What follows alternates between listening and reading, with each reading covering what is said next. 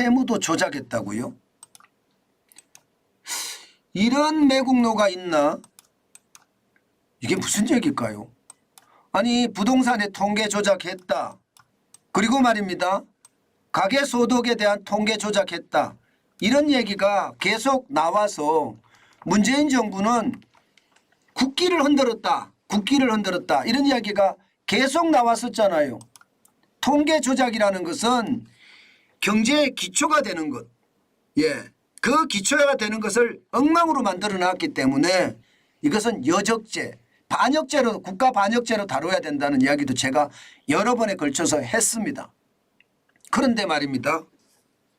야, 국가 채무 이것도 지금 조작이 됐는지 감사원에서 홍남기 경제부총리를 소환해서 조사를 했다는 겁니다. 소환해서. 이게 또 무슨 일이죠? 만약에 국가 채무까지 조작이 됐으면요. 이것은요 여러분 매국노입니다. 여적죄로 다스려야 되고요. 이건 정치적인 판단을 할 필요가 없어요. 반드시 반역죄 그렇게 다스려야 됩니다.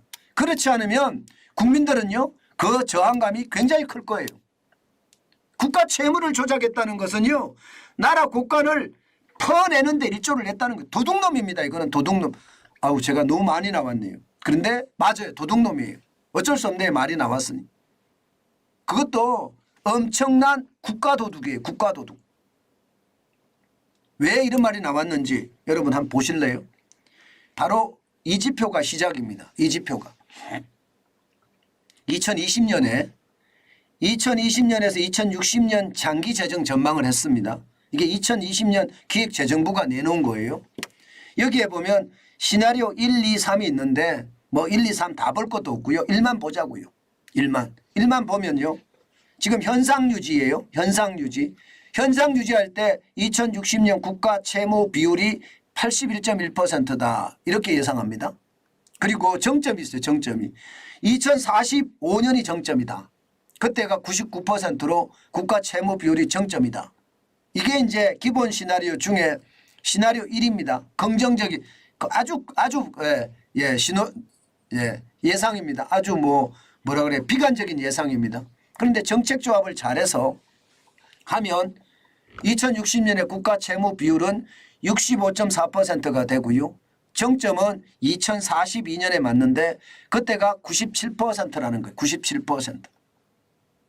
시나리오 2나 시나리오 3도 비슷한 맥락입니다. 비슷한 맥락입니다. 만약에 시나리오 2는 성장 대응을 잘했을 때 2060년에 64.5%고요. 정책 조합을 잘하면 51.1%고요. 시나리오 3은 인구 대응을 잘했을 때 79.7%고요. 정책 조합을 잘하면 64.6%. 정책 조합을 잘하면이라는 게 정책을 잘 쓰면 나라가 잘 다스려지면 그런 뜻이에요. 이게 시나리오 1을 그래프로 한번 나타내 볼게요. 그래프로 나타내면 이런 그래프가 나옵니다. 2020년 43.5%가 2045년에 현상 유지를 봤을 때는 99% 최고점을 찍고요. 2060년에는 81.1%까지 줄어든다. 이게 전망이에요. 2045년에는요. 이게 정책 조합을 잘하면 97%, 2060년에는 65.4%예요. 그런데 여러분, 이게 기획재정부예요. 기획재정부. 우리가 천재가 다 모여있다는 기획재정부 말입니다. 그런데 국회 예산처를 한번 보실래요? 국회 예산처. 국회 예산처는요. 완전히 다른 재정 전망을 내놓고 있습니다. 이거 한번 보세요. 이것을 보시면 말입니다.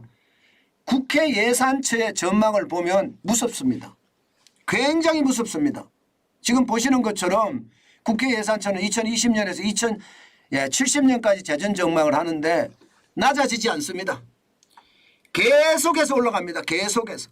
2020년에 44.5%가 2030년에 75.5%, 2040년에 103.9%, 2050년에 131.1%, 2060년에 158.7%, 2070년에는 185.7%예요. 그리스를 닮아가죠. 그리스를 닮아갑니다. 심지어 말입니다. 2060년에는 158.7%예요. 그리고 한 번도 정점이라는 게 없습니다. 정점이라는 게. 그런데 정부, 대한민국 정부가 예상한 것은 틀려요. 정점도 있습니다. 정점도. 2060년이 81.1%, 81.1%. 그래서 4,875조 6천억 원이라는 거예요. 그런데 국회 예산처는 5,415조 4천억 원. 158.7%.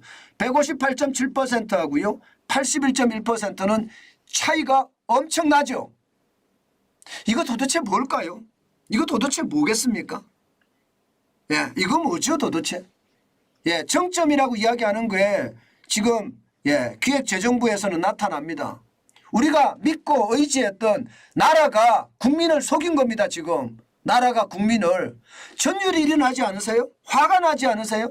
나라가 국민을 속였다는 거예요. 지금요. 정점이라는 게 없잖아요. 지금 국회 예산 정책처는 없습니다. 정점이. 2040년에는 103.9%고요. 2060년에는 158.7%. 정점이라는 게 없이 계속 올라간다는 전망이 나오고 있습니다. 그 당시 똑같은 전망입니다. 2020년 전망이에요. 2020년 전망. 이거 도대체 어떻게 된 겁니까? 이거 도대체 어떻게 됐을까요? 지금 이렇게 되면 말입니다. 저는 충격적인 결과가 나올 수 있다고 생각합니다. 무슨 이야기냐? 여러분 생각을 해보세요. 재정이 정점까지 갔다가 줄어들어요. 그러면 지금 내가 39.8%의 재정을 가지고 있으면 더 쓰겠죠. 더 씁니다. 더 쓸 수밖에 없고요. 그러면 국민들한테 설득하기도 쉬워요.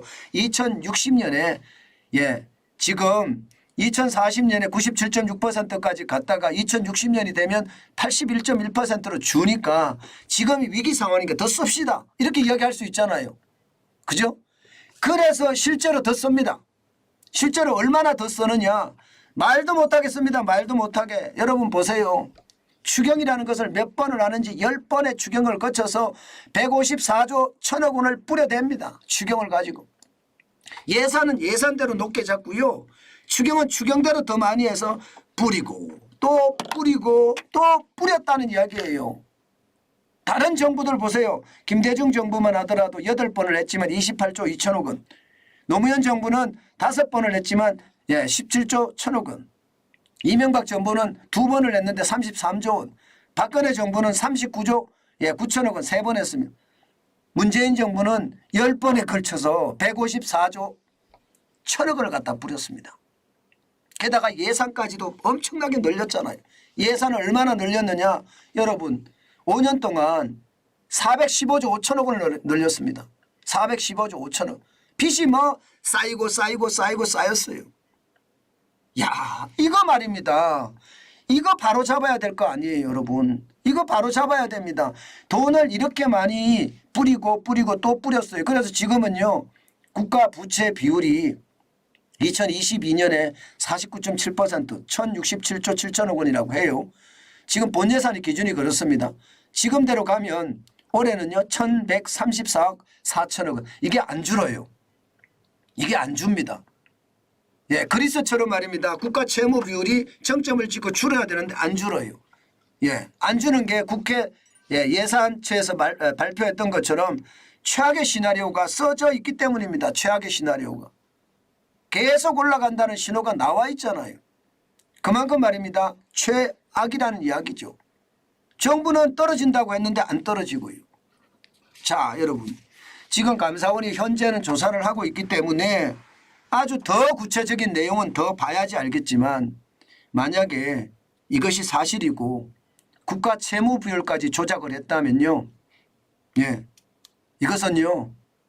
저는 진짜 제가 하고 싶은 말이 엄청 많은데 절제해서 하겠습니다. 최고의 형벌을 매겨야 됩니다. 최고의 형벌을. 이것은 봐주면 안 됩니다. 일벌 100개라는 것으로 다스려야 됩니다. 그렇지 않고 이게 어설프게 다뤄지잖아요. 진짜로 국민저항이 맞닥뜨릴 겁니다. 이것은요.